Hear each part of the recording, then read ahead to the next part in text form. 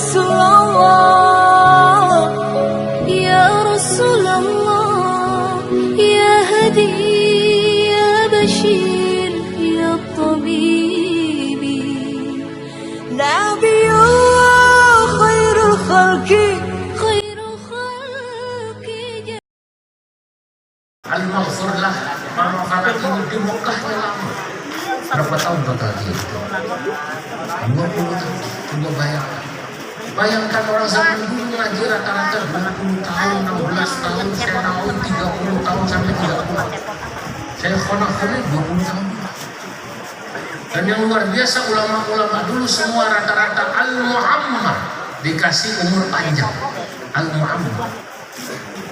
Mama Farah berapa tahun? 130 tahun. Mama Bakri hampir sama, kurang lebih 125, 130. Mama Gentur sama. Syekh Hasan Mustafa Garut Al-Qaruti. Kalau di sana namanya Al-Qaruti. Kalau Mama Gentur Al-Qanturi. Kalau di Makkah namanya. Itu juga luar biasa lama di Makkah. Saya sekarang hadir ke sini, saya ingin sampaikan kepada keluarga zuriyat daripada Mama Farah agar tolong dicari manuskrip tulisan-tulisan yang pernah ditulis oleh Mama Farah, apakah berbahasa Sunda, apakah berbahasa Arab, agar nanti bisa kita simpan di PBNU bahwa inilah karya ulama Nusantara sepanjang zaman dari abad ke-16 sampai 20. Karena insya Allah pada tanggal 7 dan 8 Februari kitab saya di Baghdad, insya Allah di Jakarta hadir ya, para pembicara-pembicara, ya, para ulama-ulama PBNU, dan kemudian pada saat bedah kitab saya juga insya Allah akan dipajang kitab-kitab yang pernah ditulis oleh ulama-ulama Indonesia, manuskrip-manuskrip yang belum pernah dicetak atau yang sudah pernah dicetak tapi tidak dicetak lagi. Itu dulu yang namanya Ki Hasan Mustafa pernah menulis satu kitab atas permintaan Syekh Nawawi Al-Bantani. Ya. Syekh Nawawi Al-Bantani menulis kitab matan, ya, ya, namanya Asy-Syajaratul Jummaniyah dalam ilmu nahwu. Kemudian Syekh Nawawi minta muridnya Syekh Hasan Mustafa. Hasan Mustafa sarain kitab ain sarain. Jadi dulu ulama mengkader murid agar murid menulis kitab. Saya menulis kitab, alhamdulillah ini kitab saya yang ketiga. Kitab saya yang pertama dalam hal fikih dan usul fikih. Saya beri nama kitab saya Al-Fatwa wa ma la yanbaghi lil mutafaqqihi jahlu. هذا كتاب الأول وهذا الكتاب الثالث. الفتوى وما لا ينبغي للمتفقه جهله. يبحث ويتناول عن التطبيقات الأصولية في الفتاوى الأندونيسية. Berbicara tentang praktek fatwa di Indonesia, NU, Muhammadiyah, MUI, dan bagaimana dasar-dasar usul fikihnya. Nah, ini saya menulis karena guru saya mengkader. Guru saya Al-Maghfurlah, Al-Alim, Al-Allamah, Al-Faqih, Al-Usuli, Al-Syekh Muhammad Ahmad Sahal Mahfud, Rais PBNU. Saya ngaji dengan beliau. Saya melihat guru saya tidak pernah sekolah di Mekah, nggak pernah. Tapi Mbah Sahal, Masya Allah, Al-Ajib, itu kitab karangannya banyak syair. Beliau menulis syair-syair. Beliau mensyarahi Ghayatul Usul. Kitab Ghayatul Usul disyarahi. Beliau mensyarahi Asybah wan Nadhair. Asybah wan Nadhair. 1,5 bulan lalu saya bawa kitab saya bawa kitab guru saya ke Pakistan. Saya bertemu dengan mufti Pakistan, saya bicara tentang ilmu. Kenang-kenangan dan hadiah saya buat beliau adalah kitab. Begitu saya bawa kitab ini, beliau menghormati, Masya Allah. Beliau tanya, ini ditulis oleh orang-orang yang tidak pernah sekolah di Arab. Tidak. Ternyata santri kalau mau serius belajar di NU tidak kurang. Insya Allah tidak kurang orang lain. Asal mau belajar serius, insya Allah tidak kurang. Daripada saudara-saudara ada orang belajar lama di Mekah, di Mesir, tapi di sana lebih sibuk ngurusin jadi guide haji dan umroh. Nah begitu pulang bukannya buka pesantren, bukannya ngarang kitab, pulang buka travel umroh. Ada santri tak pernah belajar di Arab, tapi insya Allah melanjutkan kajian-kajian kitab seperti Hasan yang buka pondok Quran, cucu-cucu daripada Mama Falak bikin pesantren Quran. Nah ini nih yang membanggakan kita. Ulama-ulama luar negeri dulu mengagumi kita, karena Indonesia itu ternyata di bidang keilmuan mandiri dan mendunia. Ini mandiri dan mendunia ini visinya Roy Isam dan Gus Yahya, ini pengurus NU yang baru sekarang. NU mandiri dan apa namanya mendunia. Salah satunya yang mandiri bukan hanya di bidang dana, mandiri di bidang pemikiran. Dulu ulama Indonesia mandiri di bidang pemikiran, termasuk mandiri, termasuk mendunia. Dulu dikenal.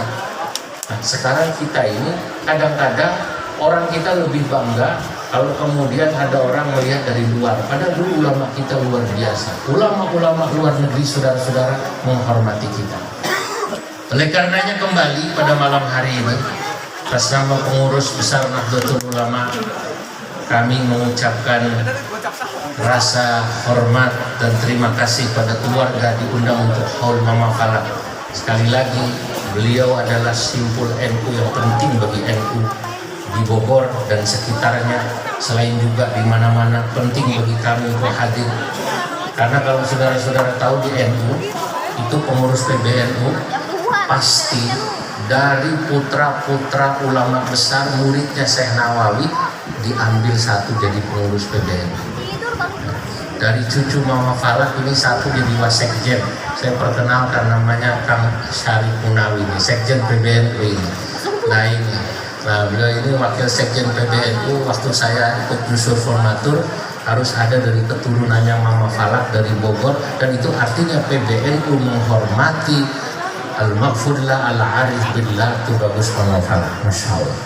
Kalau PBNU menghormati Mama Falak menghormati Syekh Nawawi, menghormati Kiai Hasyim Asy'ari sebagai juga pendiri NU, maka para murid-muridnya di sini, orang yang mengaku muhibbin, pecinta Mama Falak, harus juga cinta kepada Nahdlatul Ulama. Kenapa harus saya sampaikan demikian? Karena belakangan ini saudara-saudara banyak orang, terutama masyarakat kita yang awam-awam, itu gara-gara apa yang disebut medsos, itu gampang diadu domba. Ada murid mulai membenci gurunya yang dulu begitu mahabbah pada NU, kemudian membenci pada NU karena mereka tiap hari yang dilihat bukan kitab-kitab gurunya, tapi yang dilihat adalah sosial media.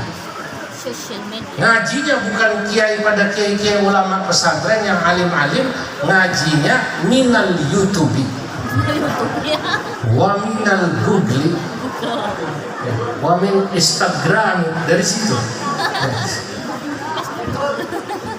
abran wasail ijtimaiyah kata orang Arab ya.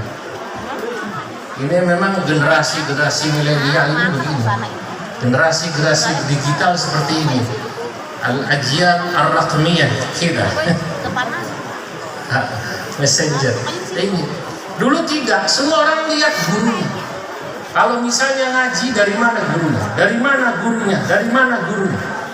Saya jelaskan dalam kitab ini sanad saya kepada Syekh Nawawi. Sanadnya Syekh Nawawi kepada Imam Syafi'i. Syekh Nawawi kepada Imam Syafi'i dari Imam Ibnu Hajar Al-Haytami, dari Imam Ar-Ramli, dari Tariqatul Khurasaniyin, dari Tariqatul Iraqiyin sampai Imam Syafi'i. Kalau orang sudah tahu sanad, tahu siapa gurunya, ngajinya di mana, percaya keilmuannya. Sebab saudara-saudara sekarang banyak orang yang tadi terpesona sama guru-guru yang hanya karena berbekal LC, kan begitu kan? Kemudian ikut kajian-kajian terbatas, kajian hijrah ikut. Lalu sudah merasa paling Islami. Kalau melihat ada orang misalnya bikin acara haul atau yang sebagainya, langsung disesat-sesatkan. Dan saya itu pernah turun dari sebuah khutbah, ditanya oleh seseorang di kota sudah mulai banyak di sini. Langsung ditanya hukum. Kiai, bagaimana hukumnya A, B, C, D? Saya jawab, hukumnya begini, begini, begini. Dibantah, debat. Lu gak bisa begitu katanya, Kiai. Ini bukannya begini, begini, begini. Saya bilang, Anda ini mau tanya atau mau ngajak debat, kata saya. Kalau orang nanya, itu asumsinya, mestinya kan dia dianggap orang awam. Betul nggak betul? Nah, kalau dia ngajak debat berarti dia alim. Nah, kalau alim enak, ngajak debat orang alim itu enak karena tahu dalil. Imam Syafi'i mengatakan, majadalani alimun illa ghalabtuh. Saya kalau berdebat sama orang alim, kata Imam Syafi'i, saya biasanya menang. Wa majadalani jahilun illa ghalabani.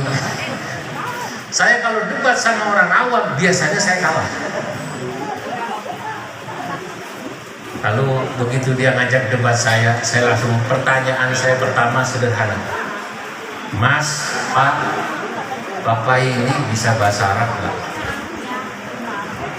Oh ya bisa dikit-dikit Pak. Marhaban ahlan wa sahlan. Wah, kata saya, bukan itu. Saya bilang bisa bahasa Arab itu bisa baca kitab kuning yang gundul apa enggak? Wah kalau itu enggak. Oh ya sudah. Tak usah diperpanjang debatnya. Capek deh. Kata anak sekarang apa namanya? Capek.